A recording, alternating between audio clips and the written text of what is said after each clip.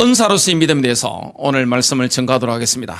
오늘 주님의 말씀 보니까 이런 말씀을 합니다. 내가 진실로 너희에게 이르노니 누구든지 그랬습니다. 누구든지 이 산들어 들리어 바다에 던져지려 하며 그 말하는 것이 이루어질 줄 믿고 마음에 의심하지 아니하면 그대로 되리라.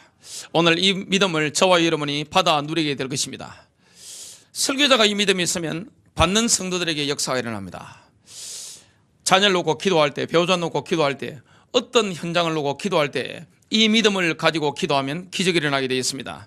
이 믿음을 가지고 손을 열 때 기적이 일어나게 되어 있습니다. 이 믿음을 가지고 기도하면 비도 멈출 수 있는 것이고 천둥도 멈출 수 있는 것이고, 이 믿음을 가지고 기도한다면 역사의 영계도 바꾸는 것을 우리가 경험하게 되어 있습니다. 우리가 국가를 놓고 기도할 때 국가적인 상황을 정말로 믿음 가진 사람이 놓고 기도한다면 바뀌게 되어 있습니다. 지역사회를 바꾸는 게 뭡니까? 이 믿음의 사람의 선포요 바로 기도입니다. 그래서 집안에 정말로 믿음 가진 사람 한 명만 있어도 어떻게 됩니까? 가문이 일어나게 되어 있습니다. 믿음은 바라는 것들의 실상이요 보이지 않는 것들에 대한 확신이다. 보이지 않는 것에 대한 증거다. 믿음이라는 것은 눈에 보이는 게 아닙니다. 눈에 보이지 않는 것에 대한 증거를 붙잡은 것입니다. 눈에 보이지 않는 것에 대한 확신을 가진 것입니다. 우리가 가진 믿음의 대상은 눈에 보이지 않습니다. 하나님이 눈에 보이지 않습니다. 하나님의 말씀이 눈에 보이지 않습니다. 하나님을 정말로 믿는 자, 하나님의 말씀의 능력을 정말로 믿는 자, 불치병도 떠나가는 걸 제 눈으로 봤습니다. 문이 닫히는데 문이 막 뚫어 나가버리는 것입니다. 이 믿음의 능력이 얼마나 강한 것이냐. 돋보기를 가지고 이렇게 햇빛이 쫙 내리칠 때 종이 이렇게 딱 비추면 타버립니다. 그것보다 훨씬 강한 게 믿음입니다. 정말로 믿음이 있다면 쇳덩이도 뚫어버리는 게 뭡니까? 바로 믿음입니다. 저와 여러분이 믿음을 가지고 있다면 지금 지구 반대편에, 제가 지금 경기도 안산시 단원구 고잔동 681번지에 지금 서 있단 말이죠. 지구의 반대편에 있는 현장에 제가 어떤 현장을 놓고 믿음의 기도를 하고 믿음의 고백을 하면 그 현장에 똑같이 역사가 일어납니다. 지구를 관통하는 것입니다. 우주를 관통하는 역사가 일어나게 되어 있습니다. 우리의 신분 자체가, 영적 상태가 에베소서 2장 6절에 보니까 하늘에 앉아 있습니다. 부활하신 주님의 자리에 앉아 있기 때문에 그 받아 누리는 영적인 파워라는 거 엄청납니다. 오늘 믿음의 고백하게 되시길 바랍니다. 왜 우리 입에서 부정적인 말이 떠나가야 됩니까? 믿음 있는 사람은 절대 비관주의자가 될 수 없습니다. 믿음의 사람은 풍랑이 만났을 때도 주님을 찬양합니다. 죽는 순간에서도 하늘나라 바라보기 때문에 주님을 찬양합니다. 낙관주의자입니다. 하나님이 하실 걸 정말로 믿는 것입니다. 자녀를 향해서 희망상을 가진 것하고 믿음을 가진 건 다릅니다. 나 자신의 미래에 대해서 믿음을 가진 것하고 희망상을 가진 건 다릅니다. 정말로 믿으면 어떻게 됩니까? 로마서 10장 10절에 보니까 사람이 마음으로 믿어 의에 이른다고 했습니다. 우리 마음속에 자라난 생겨난 그 믿음은 표현합니다. 입으로 표현합니다. 눈으로 표현됩니다. 저와 여러분의 모든 행동으로 표현되게 되겠습니다. 이 믿음은 우리 마음에서 자라면 우리의 생각 속에 희망을 만들어냅니다. 소망이 가득 차 있기 때문에 생각 속에 보는 게 다릅니다. 느끼는 게 다릅니다. 행동하는 게 다릅니다. 저와 여러분이 오늘 이 믿음이라는 것은 엄청난 것입니다. 그래서 이 믿음의 여러 종류가 있는데 오늘은 은사로서의 믿음인데요. 믿음의 은사입니다. 믿음의 은사를 받아버리면 그 순간에 무리도 걷습니다. 베드로처럼요. 그 순간에 산도 옮길 수 있습니다. 교회를 개척할 때 하나님이 제게 주신 믿음이 바로 은사로서의 믿음이었습니다. 교회를 개척할 때 우리 변사모님께 주신 믿음이 바로 은사로서의 믿음이었습니다. 또 저와 함께 개척 멤버가 된 분들에게 하나님이 이런 믿음을 주신 것입니다. 선교를 할 때, 어떤 교회가 중요한 일을 할 때 희망사항을 가지고 하면은 망하잖아요. 희망사항은 성취가 되지 않습니다. 희망사항이라는 것은 실망하게 되어 있습니다. 희망은 실망으로 바뀝니다. 그러나 마음속에 믿음이 심겨져 가지고 희망을 가지고 믿음으로 바라보면 어떻게 됩니까? 기적이 일어나는 것입니다. 기도응답이 오는 것입니다. 오늘 하나님이 주신 그 믿음을 받으면 어떻게 됩니까? 안수해버리면요, 사무엘이 안수했는데 다윗에게 그날 이후로 하나님의 영에 감동되는 역사가 일어났습니다. 이게 믿음입니다. 기도를 하는데 믿음이 실려가지고 은사로서 믿음 받아버리면 어떻게 됩니까? 쳐다보는데 기적이 일어나 버립니다.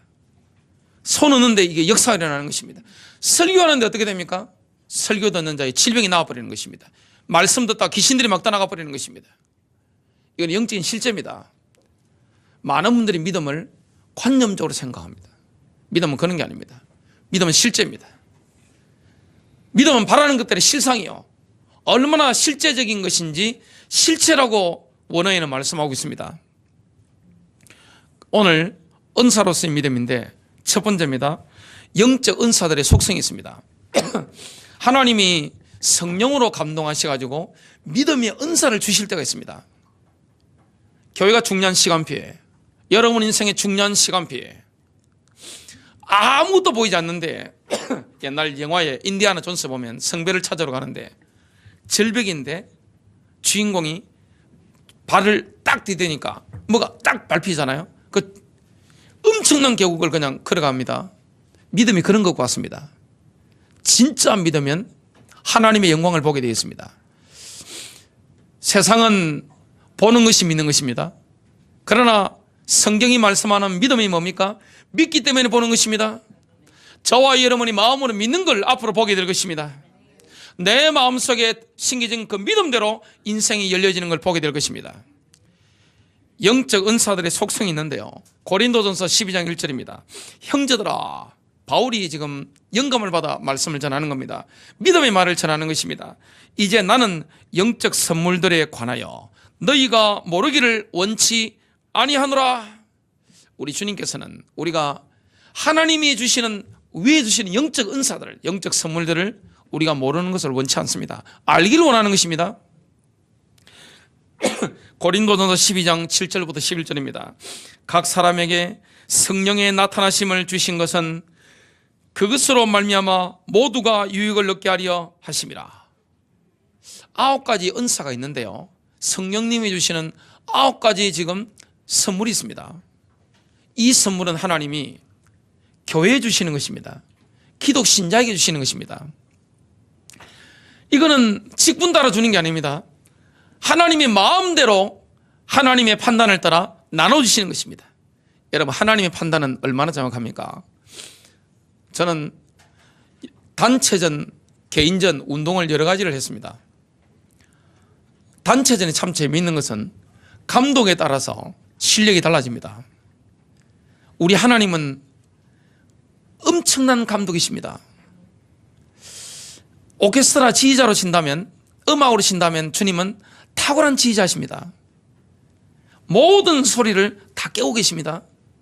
그 포지션에 맞게 하나님은 우리를 완벽하게 지휘해 나가십니다. 그러면서 뭡니까? 필요한 대로 하나님 나라를 위해서 우리 인생을 주님이 아신단 말이죠. 그러면 주님이 우리의 중심을 아신단 말이죠. 우리가 어떤 일에 지금 사역에 쓰임받을지 아신단 말이죠. 딱딱 나눠주시는 것입니다. 하나님이 나눠주시는 거 보면, 야, 기가 차네. 야, 이걸 꼭 받았으면 좋았는데 하나님 꼭 딱 맞는 걸 주셨네. 야, 기가 차단 말이죠. 그런 은사들을 선물로 나눠주시는 겁니다. 왜 그렇습니까? 교회의 유익을 위해서, 하나님 나라 확장을 위해서, 저와 여러분이 주님의 부르심을 받았기 때문에 마음껏 쓰임받아야 되기 때문에, 승리해야 되기 때문에 거기에 맞는 초자연적인 은사가 우리에게 성령님으로부터 임하는 것입니다. 하늘로부터 임하는 것입니다. 어떤 사람에게는 성령을 통하여 지혜의 말씀이 임합니다. 그래서 이 성령님의 9가지 은사는 성령의 초자연적인 나타나심인데요, 성령이 임하니까 나타나 버리는 것입니다. 어떤 사람은 이렇게 나타나고 어떤 사람에게는 저 은사가 막 나타나는 것입니다. 지금도 동일하게 역사하는 줄로 믿습니다. 저는 이런 은사들을 굉장히 많이 받습니다. 우리의 개인적인 야망을 위해서 은사를 사용하면 그거는 엄청난 범죄가 됩니다. 그러나 하나님 나라 확장을 위해서, 주의 일을 위해서 은사가 임합니다. 그러면 그 은사를 우리가 사용하는 것입니다. 그건 내 인격에서 나온 게 아닙니다. 내 수준에 나온 게 아닙니다. 위에서 부어주신 것입니다. 그때 그 시간표에, 그 교회의 가장 중요한 시간표에 또 우리 인생에 이 은사가 필요할 때가 있습니다. 하나님 그때 주시는 것입니다. 출처가 어디입니까? 성령님이십니다. 와, 내가 어떻게 이렇게 지혜로울 수가 있지? 저는 이렇게 느낄 때 굉장히 많습니다. 야, 이게 이해가 안 된단 말이죠. 이게 내 머리에서 나올 이런 말이 나올 리가 없는데 제 수준을 넘어서는 거란 말이죠. 그리고 어떨 때는 손을 얻는다든지 뭐 기도할 때, 야, 어떻게 나한테 이런 능력이 나오지? 야, 이해가 안 된단 말이죠. 제게서 나온 게 아닙니다. 그래서 누구를 자랑해야 됩니까? 은사가 나타나면 그리스도를 높여야 됩니다. 절대 내가 큰일 납니다 그러면 그들가 버립니다. 항상 겸손해야 됩니다. 주님이 주시는 것입니다. 야, 우리 주님이 얼마나 놀라우시냐 말이죠. 주님께서 십자가로 우리를 구속하시고 우리를 긍휼히 여기시고 승리하도록 부르시고 딱 하나님이 우리를 위한 교회 안에 자리를 딱 세팅해 놓으시고 그 포지션 주시고 거기에 맞는 은사를 딱 주시는 것입니다. 어디서 옵니까? 위로부터 오는 것입니다. 내 인격에서 나오는 게 아닙니다. 그래서 성령님은 눈에 보이지 않잖아요. 신자 속에 내조하시는 성령님은 눈에 보이지 않습니다. 그러나 은사가 나타날 때는 그 은사는 우리 눈에 보입니다. 귀로 들립니다. 손으로 만질 수 있는 것입니다. 우리 몸이 느낄 수 있는 것입니다. 이런 비밀을 누리는 것은 얼마나 신나는 것입니까? 예수님을 믿는다는 것은 엄청 신나는 것입니다. 세상에서 경험할 수 없는 초자연적인 역사들을 우리가 경험하게 됩니다. 그래서 인간적인 수준을 완전히 넘어서는 거죠. 그래서 영적인 이 능력이 감각의 세계로 막 드러나 버리는 것입니다. 그래서 이 성령의 선물은요, 오직 성령님의 판단에 의해서 나타나는 것입니다. 무조건 달라고 해서 주시는 게 아닙니다. 내가 의지를 가졌으니까, 강한 인내를 가지고 기도하니까 주시는 게 아닙니다. 하나님이 그 사람에게 꼭 필요한 은사를, 그래서 은사를 체험하는 가장 빠른 길이 뭡니까? 내가 주님의 부르심에 순종하는 것입니다. 아멘하면 따라 나서는 겁니다. 나를 따라오느라 내가 너희로 사람을 낚는 어부가 되게 하리라. 그게 되어진 사람에게는 오순절 성령이 임하시면 은사가 나타나게 되겠습니다. 눈에 보이지 않는 성령님이 우리 안에 계신데 눈에 보이도록, 눈에 볼 수 있도록, 만질 수 있도록, 느낄 수 있도록 우리의 감각세계 가운데 막 드러나는 것입니다. 그래서 성령의 선물은요, 모두가 유익을 얻도록 주시는 것입니다. 교회에 유익을 주도록. 은사가 나타나면 교회가 유익합니다. 이 은사가 나타날 때는 하나님 나라 확장이 굉장히 유익한 것입니다. 이건 내 수준이 아닙니다. 내 능력이 아닙니다. 위에서 주시는 것입니다. 아니, 방언 은사를 보면요, 어떤 분은 미국의 완전 시골에 방언을 쓰는 영어 그런 쓰는 사람인데, 딱 방언기도 하는데, 캠브리지 대학 교수가 딱 셰익스피어를 평생 연구한 사람인데 딱 그 영어 듣는데 미국 사람들이 쓰지 않는 옛날 킹 제임스 그 시절에 쓰던, 또한 셰익스피어 살아있을 때 그 쓰던 그 영어를 방언하면서 막 하는 것입니다. 고급언을 막 쓰는 것입니다. 이거는 그 사람 수준이 아닌 것입니다. 방언을 통역할 때 보면 그 사람 수준이 아니란 말이죠.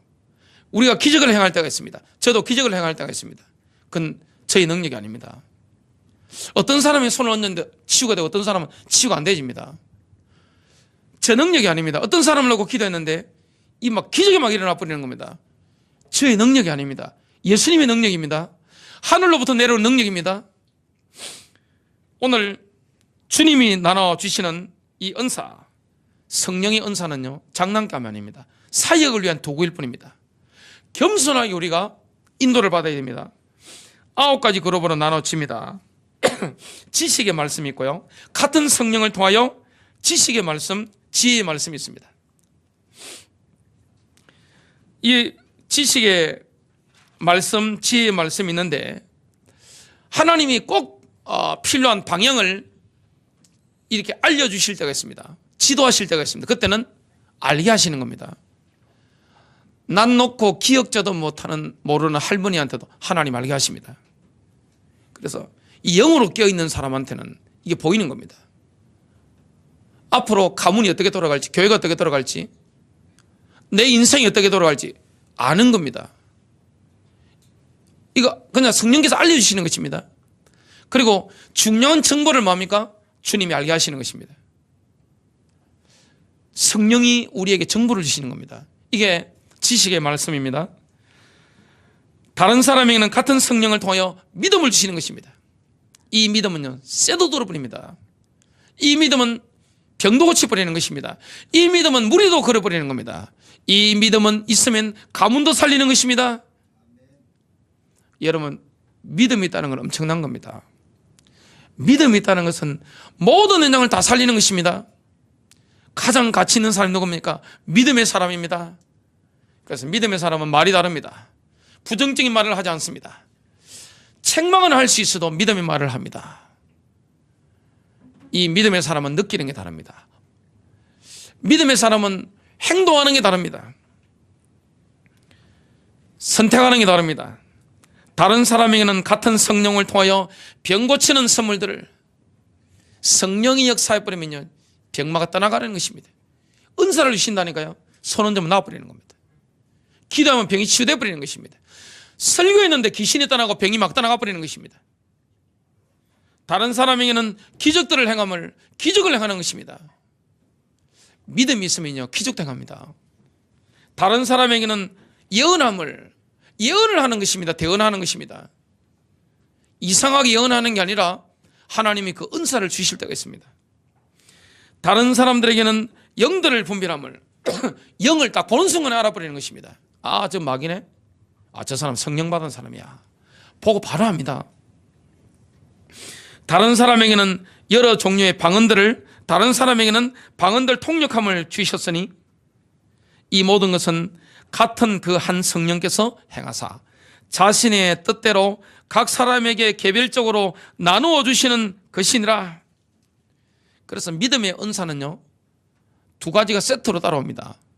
치유의 은사, 기적을 행하는 은사가 따라옵니다. 그래서 이 믿음의 은사가 있으면 치유도 행하고요, 기적도 행하는 것입니다. 이거는 은사입니다. 그 순간에 임하는 것입니다. 그 순간에 설교하는데 손을 넣는데, 기도하는데 임하는 것입니다. 그 믿음의 은사 가지고 기적과 치유를 행했던 대표적인 전도자가 성경에 나옵니다. 신약 성경에 전도자라는 표현이 나오는 사람 딱 한 명 나옵니다. 누굽니까? 전도자 빌립입니다. 사도는 20몇 명이 나옵니다. 바울은 사도면서 전도자였습니다. 그러나 성경의 전도자의 직무를 감당했던 인간적인 인물은 빌립밖에 안 나옵니다. 그리고 또 누가 나옵니까? 사역으로 본다면 예수님이 전도자의 직무를 하셨습니다. 예수님은 순회 전도자의 사역을 하셨습니다. 한 곳에 목회하신 분이 아닙니다. 사도행전 8장 5절부터 8절에 보면 빌립이 사마리아에 내려갔죠. 그리스도를 선포했습니다. 빌립이 행한 기적들을 사람들이 듣고 봤습니다. 들었습니다. 기적을. 그리고 눈으로 봤습니다. 한 마음으로 그가 말한 그것들에 주의를 기울였으니 이는 많은 사람들을 사로잡았던 부정한 영들이 크게 소리를 지르며 그들에게 나갔고, 또 마비병에 걸린 많은 사람들과 걷지 못하는 사람들이 고침을 받았기 때문이더라. 그 도시에 큰 기쁨이 있더라. 믿음의 은사를 가지고 기적을 행하고 치유를 행하면요, 큰 기쁨이 넘칩니다. 믿음을 주실 때가 있습니다. 그 믿음은 받아버리면 어떻게 됩니까? 써버리면 역사를 하는 겁니다. 빌립처럼 예수님께서도 악령들을 쫓아내고 기적들을 행하셨습니다. 마태복음 17장 18절입니다. 예수님께서 그 마귀를 꾸짖으시니 마귀가 나가고 그 아이가 그 시각으로 나으니라. 이게 믿음의 은사입니다. 하나님이신 믿음을 사용하는 것입니다. 그래서 두 번째입니다. 예수님께서는 이런 말씀을 하셨습니다. 하나님의 믿음을 가져라. 하나님을 믿어라. 하나님의 믿음을 가져라. 하나님 주시는 믿음을 가지라. 누구의 발걸음에 기적이 일어납니까? 믿을 때입니다. 모세가 홍해 앞에 섰을 때 믿었단 말이죠. 여호수아가 이 군대 장관이었는데 전쟁하러 들어가는데 믿은 것입니다. 믿음의 사람은 의심이 안 듭니다. 믿음의 사람에게는 염려가 차지하지 않습니다. 믿음의 사람은 상황이 바뀐다고 해서 내 질병이 치유될 걸 정말 믿었단 말이죠. 근데 상황이 더 악해져도 흔들리지 않습니다. 왜냐? 믿음은 마음속에 자라나거든요. 내 생각 속에 희망을 만들어내는 것입니다. 막연한 희망상을 가지고 기도하니까 응답이 없는 겁니다. 나 왜 기도했는데 응답이 안 되지? 기도해봤자 안 돼. 안 믿은 것입니다. 진짜 믿어버리면 역사 일어나고요. 이게 믿음의 은사를 받아버리면 은사로서의 믿음을 성령 역사로 말미암아 내가 받아버리면 어떻게 됩니까? 하나님을 믿어라. 하나님의 믿음을 가지라. 이게 되어버리면 어떻게 됩니까? 인생이 달라집니다. 그 순간에 나는 내가 아닙니다. 내가 아닌 것입니다. 저는 설교할 때마다 느끼는 게 있습니다. 내가 아니다. 들으면 살게 될 것이다. 저는 분명히 믿습니다. 제가 아닌 것입니다. 제가 어떨 때는 치우기도 할 때였습니다. 제가 아닌 것입니다. 여러분도 똑같습니다. 이 은사라는 것은 성령님이 각 사람의 저 사람에게는 병 고치는 은사가 필요하겠네. 이 사람에게는 지혜 은사가 필요하겠네. 지식 은사가 필요하겠네. 지금 영적으로 혼탁한 현장이니까 영분별 은사가 필요하겠네. 성령님이 판단하셔서 다 나눠주시는 것입니다. 주권이 누구에게 있는 겁니까? 위에 있는 겁니다. 성령님께 있는 겁니다. 믿음의 은사는 성령님의 주권적이면서 초자연적인 이런 나타나심인데요. 마가복음 11장 12절부터 14절에 보니까 예수님께서 제자들과 함께 예루살렘으로 가시는 도중에 한 무화과나무를 보셨습니다. 시장하신 겁니다. 배가 고프셨는데 가서 보니까 잎사귀만 무성하고 열매가 없어요. 철이 아닌 겁니다. 무화과 철이 아닌 겁니다. 그때 예수님께서 그 나무를 저주하셨습니다. 이후로는 영원히 내게서 아무도 열매를 먹지 못하리라. 그 다음 날이었습니다. 제자들이 가는데 24시간 안에 나무가 뿌리로부터 완전히 말라버린 겁니다. 깜짝 놀란 겁니다. 그때 베드로가 이렇게 질문을 합니다. 선생님, 마가복음 11장 21절입니다. 보소서, 선생님께서 저주하신 그 무화과 나무가 말라버렸나이다. 예수님께서 이렇게 답변하셨습니다. 22절입니다. 하나님께 대한 믿음을 가지라. 또 다르게 번역한다면 하나님의 믿음을 가지라. 하나님을 믿어라. 개역 성경에는 하나님을 믿으라고 나오죠. 하나님께 대한 믿음을 가지라. 믿음의 기호는 누구에게 있습니까? 하나님에게 있습니다. 우리 인격에서 나오는 게 아닙니다. 이 은사로서의 믿음은 위에서 주시니까 내가 사용하는 것입니다. 성령님께서는 믿음의 은사를 통해서 일시적으로 하나님에 대한 믿음을 초자연적으로 나눠주시는 것입니다. 그 초자연적인 믿음이 일시적으로 교회를 개척할 때라든지 선교할 때라든지 아니면 질병을 치유할 때라든지 설교할 때라든지 아니면 인생이 지금 굉장히 길어졌을 때 그 믿음을 성령이 주실 때가 있습니다. 그때는 쓰뿌리면 어떻게 됩니까?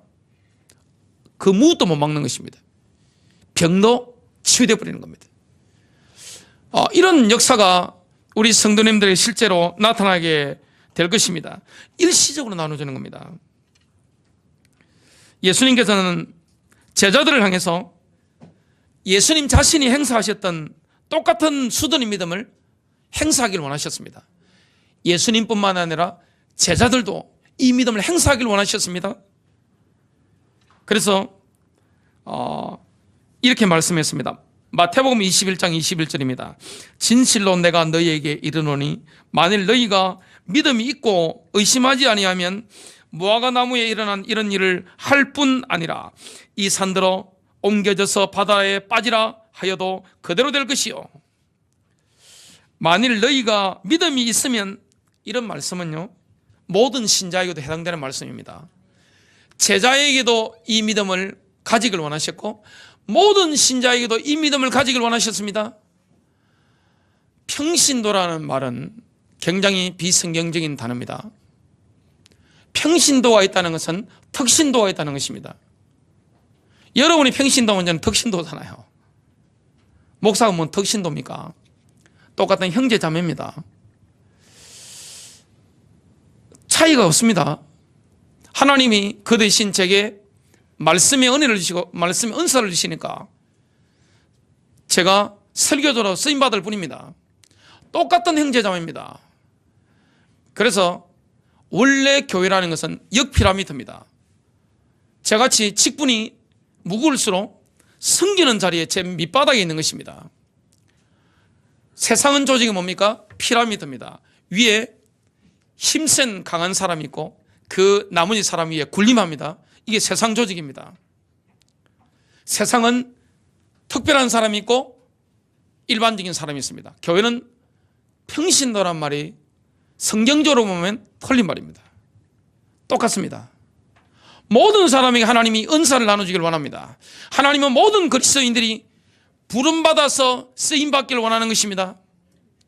그래서 교회에서 저는 은혜만 받고 가겠습니다. 굉장히 나쁜 신자입니다. 아주 나쁜 신자입니다. 하나님이 부르실 때는 일하도록 부르신 것입니다. 아니 손가락이 저는 쉬겠습니다 하면 어떻게 돼요?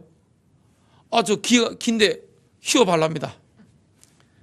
저 콘데 파업하겠어요. 저는 좀 쉬고 싶어요. 월권입니다. 그거는 아주 월권이에요. 그거는 하나님은 각 사람에게 은사를 나눠주길 원합니다. 모든 제자에게 모든 성도에게.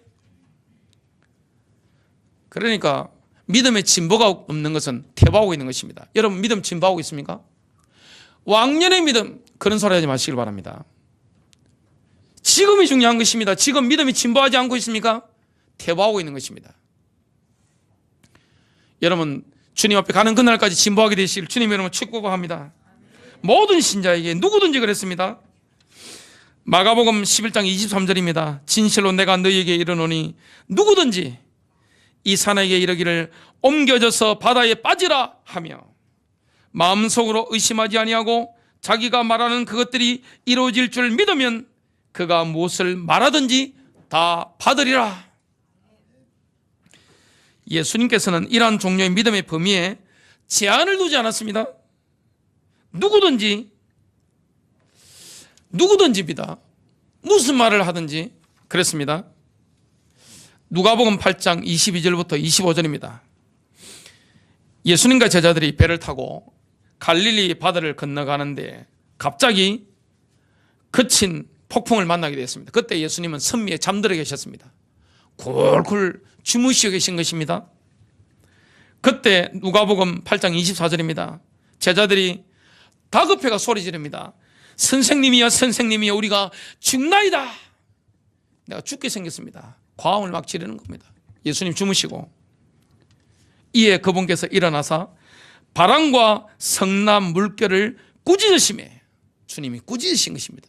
믿음으로 꾸짖으신 것입니다. 이게 바로 믿음의 은사입니다. 은사로서의 믿음입니다. 그것들이 그치고 고요하게 되더라. 여러분 직장이 어려운 위기를 만날 때가 있습니다. 가문의 위기를 만날 때가 있습니다. 교회 마귀가 역사할 때 있습니다. 그때 뭡니까? 은사로서의 믿음을 선포하는 것입니다. 그때 말씀을 선포하는 것입니다. 주 예수 이름으로 결박을 받을 지어다. 끄겨버립니다. 진짜 믿음이 있다면요. 악한 영들은 떠나갈 지어다. 하나님 이 시간 하늘의 천사들을 보내 주시옵소서. 실제 도움되는 것입니다. 정말로 믿게 되시기를 주님의 이름으로 축복합니다. 누가복음 8장 25절입니다. 폭풍이 지나간 후에 예수님께서 제자들을 향해서 이렇게 말씀했습니다. 너희의 믿음이 어디 있느냐? 지금 제자들은 믿음이 없는 겁니다. 예수님께는 믿음이 있는 것이고 제자들은 믿음이 없는 겁니다. 이 말씀과 같습니다. 왜 너희들은 그것을 할 수 없느냐? 그리고 왜 내가 그것을 해야만 하느냐? 만일 제자들에게 믿음이 있었다면 예수님이 꾸짖으셨던 것처럼 똑같이 꾸짖으면 어떻게 됩니까? 잠잠해지는 것입니다. 우리는 하나님을 자꾸 내 수준으로 끼워 맞춥니다. 하나님 여러분 수준으로 맞추지 마세요. 하나님은 위대하신 분입니다. 오늘 오후에 지금 매주 오후에 신앙의 대상에 대해서 말씀을 우리가 받고 있습니다. 하나님은 엘로입니다. 감찰하시는 하나님. 내가 위기의 순간에 하갈을 감찰하셨습니다. 이스마엘을 감찰하셨습니다. 지켜보고 계셨습니다. 엘샤다입니다. 하나님은 전능하신 하나님입니다. 전능자입니다. 그리고 강하신 창조주 하나님이십니다. 여러분 정말로 믿습니까? 그 하나님을 믿어야 돼요. 그래서 언제 회개해야 됩니까? 믿음 없음을 회개해야 됩니다. 주님이 우리를 책망하실 때 언제 책망합니까? 믿음 없는 걸 책망하는 겁니다. 교회를 1년, 2년, 10년, 20년, 30년, 40년 다니는데 말에 믿음이 없어요. 행동에 믿음이 없어요. 생각에 믿음이 없어요. 희망이 없습니다. 소망이 없는 것입니다. 생각 속에. 가슴에 믿음이 없는 것입니다. 주님이 분통 터지는 겁니다. 그렇게 교회를 다니고 어릴 때부터 말씀 들었는데 믿음이 없는 것입니다. 주님이 책망할 때가 언제입니까? 왜 의심하느냐? 왜 믿음이 없느냐? 이 믿음은 은사입니다. 마지막 세 번째입니다. 은사로서의 믿음은 양이 아닙니다. 질입니다. 믿음에는 질이 중요한 것입니다. 은사로서의 믿음은요, 정확하게 나타나면 어떻게 됩니까? 역사가 일어납니다. 하나님이 그 시간표에 쓰시는 사람이 있습니다. 그 시간표에 하나님 믿음을 주시는 사람이 있습니다. 그 사람은 전도 혼자 다 할 수 있습니다. 선교 혼자 나갑니다. 이거 믿음이 있거든요. 그리고 일 추진해 나가는데 100명이 1000명이 하는 것보다 훨씬 강하게 합니다. 주의 일은 누가 해야 됩니까? 믿음 없는 사람은 주의 일을 하면 안 돼요. 옛날에 그 시골에 보면 일을 하는데 돈 내기라고 있습니다. 돈 내기. 이렇게 2명이 왔다면 돈 내기 뭡니까? 같이 하는 게 아니고 너 이거 해. 너 이거 해. 돈 내기 하면요, 한국 사람 열심히 합니다. 주의 일은 어울려서 해야 됩니다만은 주의 일은 공평할 수 없습니다. 어떻게 하나님 일을 공평할 수 있나요? 회비라는 것은 공평하게 거둘 수 있지만 헌금이 어떻게 공평합니까? 헌신이 어떻게 공평할 수 있나요? 주를 위한 충성이 어떻게 공평할 수 있나요? 교회 일은, 주의 일은 공평할 수가 없습니다. 왜 공평합니까? 주님이 주신 은사가 다른데요? 주님이 주신 믿음이 다른데요? 달란트가 다 다르잖아요? 하나님이 믿음을 주는 사람이 있습니다. 그 사람이 주의 일을 해나갑니다. 아무리 교회 50년 다니도 믿음 없잖아요? 못합니다. 어떻게 무리를 걷습니까? 어떻게 무화과를 저주하면 이렇게 된다는 걸 믿습니까? 생각 속에 살아가죠. 믿음 없는 사람은 헌금도 못합니다. 믿음 없는 사람이 어떻게 전도합니까? 믿음 없는 사람이 어떻게 주의를 합니까? 믿는 사람이 하는 것입니다. 진짜 믿어버리면 어떻게 됩니까? 교회를 세워나갈 수 있습니다. 진짜 믿어버리면 어떻게 됩니까? 기적을 행합니다. 스데반이 전도자인데 성경에 유일하게 전도자라고 표현되는 인물인데 스데반 집사입니다. 성령에 완전히 사로잡힌 것입니다. 공간이동도 일어났잖아요.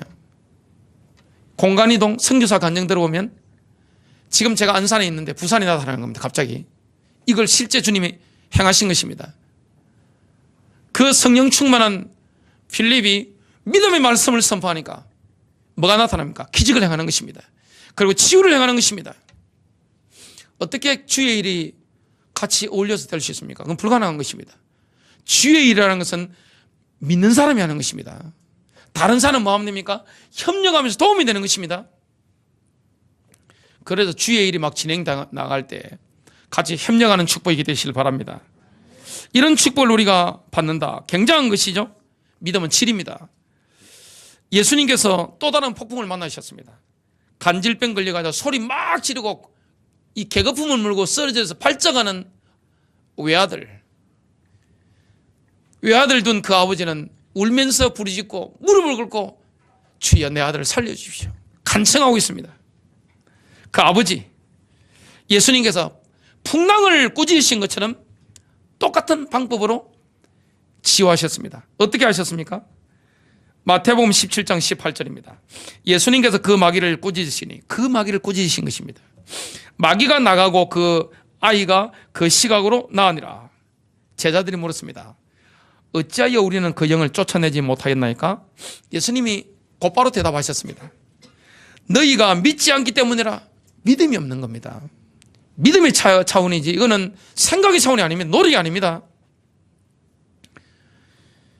너희에게 만일 겨자씨 하늘만한 믿음이 있을진데 너희가 이 산에게 말하여 여기서 저 너머로 옮겨가라 하면 그것이 옮겨갈 것이요 또 너희에게 불가능한 것이 아무것도 없으리라. 마태복음 17장 20절입니다. 하반절이죠. 마태복음 13장 32절에 보니까 겨자씨 하나는 제가 겨자씨를 봤는데 모든 씨보다 작은 것입니다. 굉장히 작습니다. 믿음은 양이 아닙니다. 질입니다. 진짜 믿음 있습니까? 가슴속에 은사로서 믿음 있습니까? 기적을 행합니다.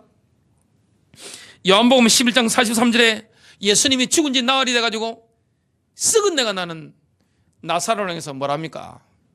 나사로야 나오너라. 죽은 자가 수위를 동이맨 채 걸어 나왔습니다. 이게 바로 믿음의 은사입니다. 하늘로부터 받은 은사인 것을 보게 됩니다. 초자연적인 믿음에 의해서 에너지가 주입된 이 예수님의 간단한 명령이 이미 죽었던 나사로, 썩었던 나사로, 악취나는 나사로를 무덤에서 걸어 나오게 만든 것입니다. 초자연적인 믿음은 천지 창조할 때 최초로 발견됩니다. 성령님에 의해서 에너지가 주입된 하나님의 입으로 선포된 이 말씀의 능력으로 말미암아 천지 만물이 창조된 것입니다. 하나님은 말씀으로 천지를 창조하셨습니다. 여러분 믿음의 말을 하면 창조 역사 일어나는 줄로 믿습니다. 시편 33편 6절과 9절입니다. 주의 말씀으로 하늘들이 만들어지고 하늘들의 온 군대가 그분의 입에 숨에 의해 만들어졌도다. 9절입니다. 그분께서 말씀하심에 그것이 이루어졌으며 그분께서 명령하심에 그것이 굳게 섰도다. 믿음의 은사가 작동될 때 신자는 일시적으로 하나님 자신의 믿음의 통로가 됩니다. 일시적으로 내가 성령께 사로잡혀 버리는 것입니다. 진짜 믿어지는 것입니다. 말하는 사람이 중요한 게 아닙니다. 오직 표현되는, 말로 표현되는 믿음이 중요한 것입니다. 그건 우리 능력이 아닙니다. 주님이 그때 우리를 쓰시는 것입니다. 만약 하나님 자신의 믿음이 역사하는 것이라면 그 말이요 내 입에서 나오든 하나님의 입술에서 나오든 상관없습니다. 똑같은 능력이 나타나는 것입니다. 천지 만물을 창조하셨던 그 능력이 우리 입에서 내가 은사로서의 믿음이 있다면 똑같이 나가는 것입니다. 그래서 이 말 한마디로 사람을 죽일 수도 있습니다. 영적으로 충만할 때는요 사람을 죽일 수도 있습니다. 그리고 살릴 수도 있는 것입니다. 이런 엄청난 역사가 일어나게 되었습니다. 이러한 초자연적인 믿음은 입으로 표현된 말에 의해서 나타났습니다. 무화과나무 시들게 했을 때, 또한 폭풍을 잠잠게 했을 때, 간질병 걸린 귀신 들린 아이를 치유했을 때, 나사로를 무덤에서 불러냈을 때 다 말이었습니다. 마가복음 11장 23절입니다. 예수님께서는 입으로 표현된 믿음의 말에 대해서 이렇게 말씀했습니다. 누구든지 이르기를 그가 무엇을 말하든지 다 받으리라. 그래서 기도 가운데 표현된 말은 믿음의 은사를 위한 통로가 됩니다. 저와 여러분 정말로 믿음의 은사를 받았다면 기도할 때 기적이 일어납니다. 야고보서 5장 15절입니다.